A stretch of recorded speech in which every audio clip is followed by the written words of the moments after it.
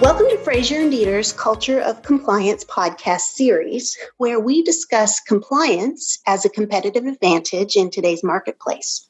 I'm Sabrina Serafin, partner and national practice leader of Frazier Deeter's process, risk, and governance practice.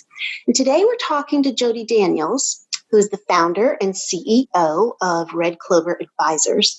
And that is a data privacy advisory service that specializes in GDPR, U.S. privacy law, and other aspects of data strategy. And this is not Jodi's first visit, so welcome back to the podcast, Jodi. Hi, well, I'm so glad to be here. I always love chatting with you. Thanks for having me.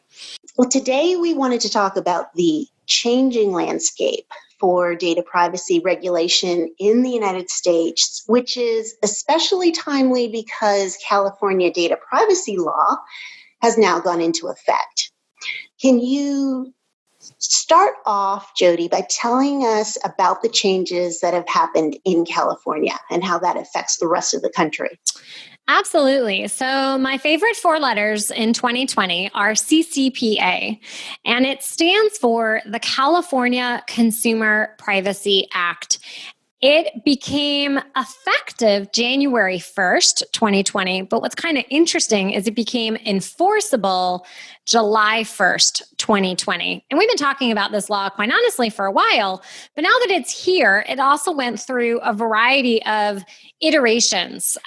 So the way it kind of works is the law was passed itself June 2018, and then there's sort of this regulation, which is really what the Attorney General, who's responsible currently for managing this law, they put out this regulation, which is really the almost step-by-step guide, if you will, for what it expects companies to do to actually implement CCPA.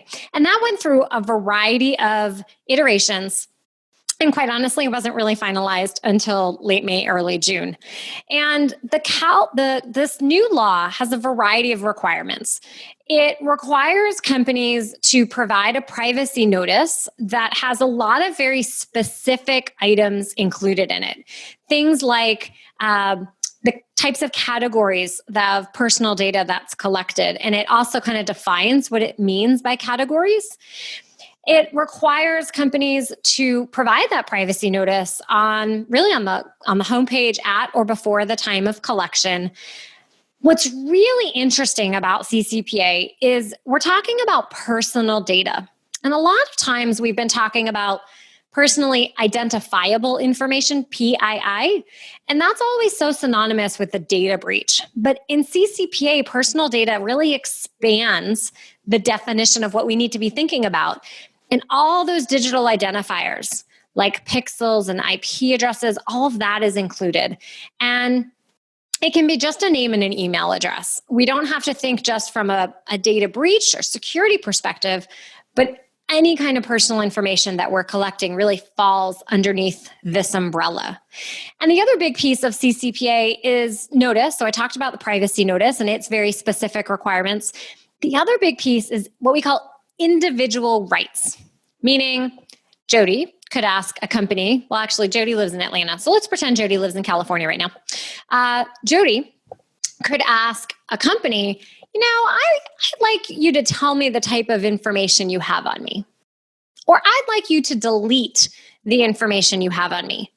And now the company has to go through a very formalized process to make sure Jodi's Jodi and Jodi's not Sally, and figure out what type of information it might have on me. Can it honor this request? And there's a long process that a company needs to go through. But now it has to figure out what that's going to look like to be able to honor these individual rights. So individual rights is a really big one in California. So kind of to recap, we've talked about notice. Privacy notice is a really big one. The individual rights is a really big one. And then there is a significant emphasis on protecting data. It's a great summation, Jodi. Thank you. Let me ask you a couple of common questions that we are hearing. And the first being, what if you have customer data, but you don't sell it? Do you have to have a different approach to complying with the privacy laws? So, California has created a really unique definition of selling. And it is actually a part that helps almost separate this law. I mean, we've talked a lot about GDPR, or people even compare, myself included at times, we've compared CCPA to GDPR. And a big piece of CCPA, quite honestly, its origin kind of came on the heels of what was happening in the ad tech space and the digital space, where information is shared from company to company. It's a profile's created, it's collated, and it's sold to a variety of different companies for multiple purposes. So the definition of sale is unique in California, and it can mean sharing, selling, as you might expect, disseminating, basically providing to a third party data that for monetary or other valuable consideration. And that's the really important piece, is the other valuable consideration. So let's explain, what does that mean in practical terms? Well, most people think about selling. And anytime I talk to clients, they'll say, oh, well, we don't sell any data. And many companies don't sell data the way many catalogs sell our data all day long. We get catalogs all the time. Like, how did they know I really want that? It's because I bought something from company A and they sold that Jodi's interested in that product to company B, and now poof, company B is selling me or sending me those catalogs. So that's a clear definition of selling, right? People are kind of familiar with that. But what about when you go to a trade show and or you have maybe a joint webinar or an event or something like that? And so the person signs up for whatever activity it is. They expect to get information from that coordinator, but now they're getting it from all these other entities that they didn't necessarily contract with. That information was shared with a third party, and the third party gets to decide how to use it. So if they're using it for their own purposes under the California law, that can be considered a sale. So what you're having is you have companies who really have to understand the data that they have. You have to go through the process and figure out, all right, I collect what kind of data, I get it from where, from whom, I'm using it for what purpose. And if it goes to any third party, you need to determine, is that third party a service provider? Meaning, do I need to give this third party the data because they need to process my payroll? They need to do it because they're an advertising agency. They need to do it because I've outsourced to them.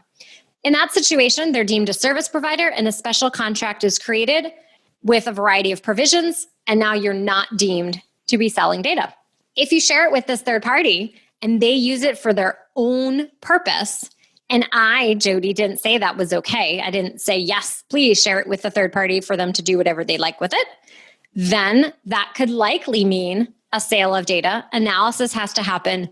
And then if you sell data, you also have to do a couple things. You have to have on your website a link that says, do not sell my personal data. So I encourage anyone listening, now when you go to the internet, go look around in the footer of different websites and you will see some links that say, do not sell my personal information. And that's one of those individual rights I was talking about. I mentioned access and deletion, but I saved sale for this part of our chat. So now I can opt out of the sale of that information. And in my privacy notice, I have to talk about how I sell data. And the one other kind of interesting piece on the sale of data is a lot of the advertising data. So if we, go to a website, we have pixels, it's kind of tracking all the different clicks and things that we're doing on various websites. That is a little bit of a gray zone right now. You have a variety of people who feel like that is definitely a sale of data. And you have some others who are not quite sure if that's a sale of data. So that's a big part of why you need to have an analysis done and really understand where you fall and how you're using data and determine what is appropriate for the business to disclose in the privacy notice. Okay, so a lot of information there. And I think one way to encourage our listeners to follow those steps is, can we talk about the possible penalties that are associated with not complying with CCPA? Well, we always have to have some penalties to sometimes make some companies, we need that stick. So there are a variety of different penalties. There are kind of, intentional violations, unintentional violations, and those can range from $2,500 to $7,500 kind of per infraction.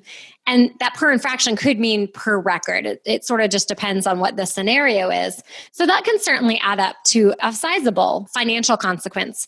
The other really important financial consequence to consider is I had mentioned there's a big emphasis on the protection of data. One of the other individual rights is if there is a data breach, and the data breach it's not all data breaches, but it kind of needs to meet a few criteria, then there is an individual private right of action, which essentially means a class action lawsuit against the company if there's a data breach. And that can be at $100 to $750 per record. So that's really expensive and puts the emphasis of prevention and data protection and data security really at the forefront so that we can minimize the risk of any type of data breach happening, because that's very expensive. And then, of course, we have not just the financial consequences, but the other brand and PR and the trust that might have been violated from, our customers might not trust us if there's been some type of infraction with violating the law. So we always kind of have to think about those other intangibles as consequences to not complying with the law. Now that we've adequately informed our listeners that they need to be paying attention, what kind of advice do you have for those companies with California data who may not have taken any action yet regarding the new law? Now is the time to start. It's always better to start than not do anything. And the very first place I always advise companies to start is to get an idea of what type of data you have. This is all about personal data. That is what you'd expect: your name and contact information, financial information, health information, and a big emphasis on the marketing piece. So understanding what type of marketing activities are you doing? Are you doing targeted ads? Are you doing digital analytics? Are you doing predictive analytics? Are you doing email marketing, cold calling, text messaging?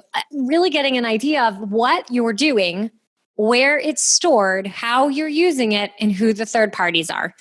Understanding your data is the absolute first place you have to start, because that's when you can then determine, are you selling data?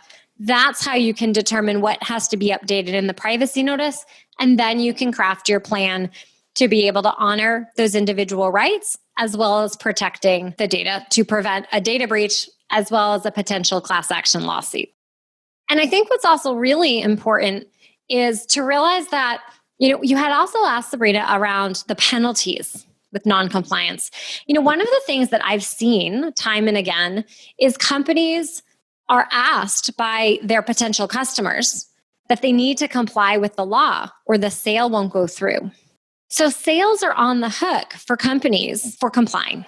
And if you're not complying, your competitor who is going to get the sale. Okay, let's talk about smaller companies. How, if at all, does this new law impact them? Does size matter? Yeah, so it's a great question. The CCPA has some thresholds.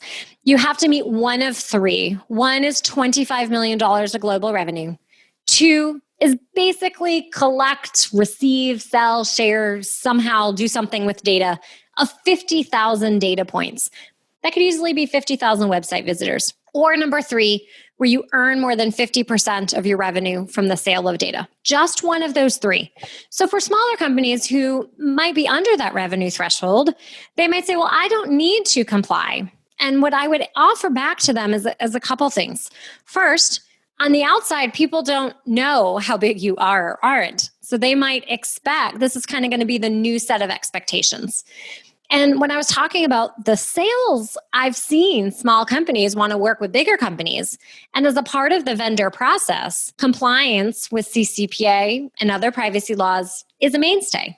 So if you want to compete, you have to be compliant.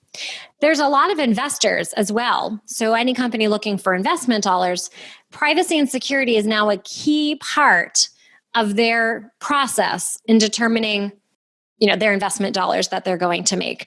And then again, you kind of have that whole, well, if someone asks, are you compliant? And I say, well, I'm too small. I don't actually have to comply.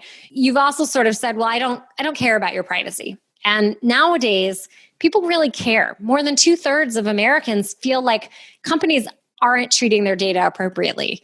And that's a lot of people. We want to earn their trust. So complying helps earn customer trust, whether you're B2B or B2C. So I would offer to any company, while you might not have to, I would highly encourage you to make your way towards compliance.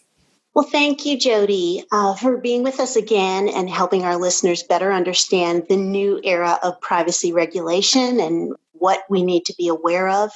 To our listeners, thank you for listening to Frazier Deeter's Culture of Compliance podcast. And please join us for our next episode as we continue to discuss transforming compliance requirements into investments in your business. Thanks for listening to one of Frazier Deeter's branded podcasts. To learn more, connect with us on LinkedIn or visit us at FrazierDeeter.com and be sure to subscribe so you never miss an episode.